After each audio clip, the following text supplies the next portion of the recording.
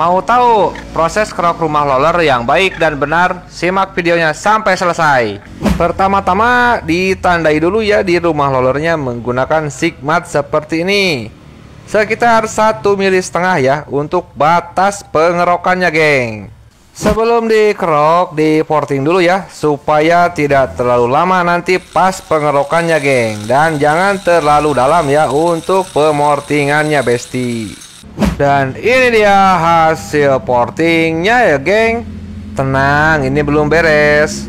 Dan langsung kita kerok menggunakan alat yang sederhana seperti ini, terbuat dari stang seher bekas ya, geng. Dan untuk pengerokan usahakan pengambilannya atasnya doang ya, jangan dari bawah.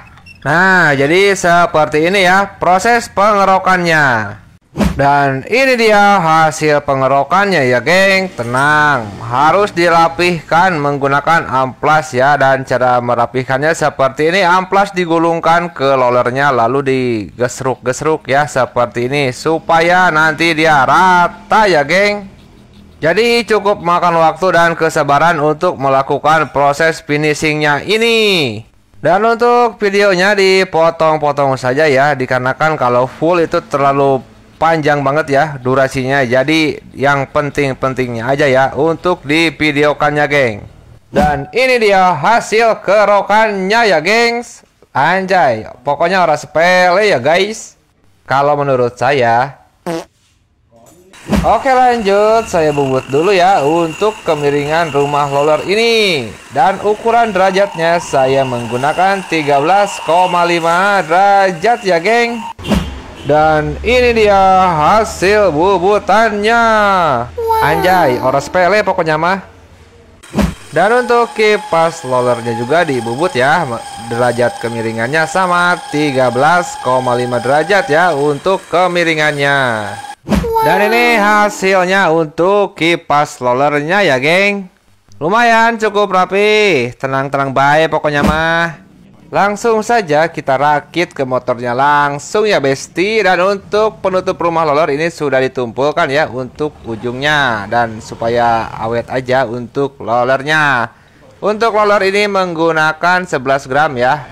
Kita pasangkan langsung rollernya dan penutupnya ya seperti ini. Jangan lupa di tengahnya dikasih grease ya, biar ada pelumasan ya, guys, seperti biasa. Lanjut pasangkan panbel dan kipas rumah rollernya ya seperti ini. Lalu ada gigi engkol kita pasangkan juga. Terus kemudian ada rings dan mur 22 ya. Lalu kencangkan menggunakan mata shock 22 dan impact tentunya, geng. Dan untuk persentrik dan persipity-nya ini menggunakan 1500 rpm ya. Kita kasih pelumasan dulu untuk di bearing bambunya. Untuk persentrik ini menggunakan yang 1000 rpm. Pasang mangkok kampas ganda, lalu mur dan ringnya kita pasangkan ya.